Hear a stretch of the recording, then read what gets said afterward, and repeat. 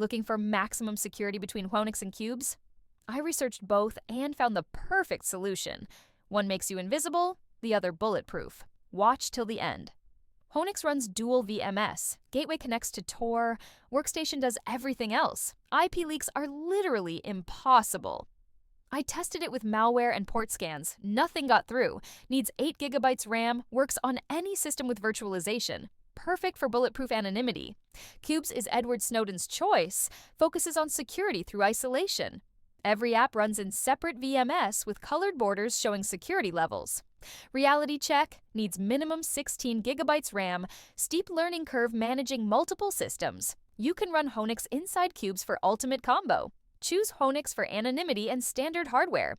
Choose Qubes for maximum security with powerful specs. Want both? Combine them, but expect heavy requirements. If this video helps, then subscribe for more security tools most people never heard of.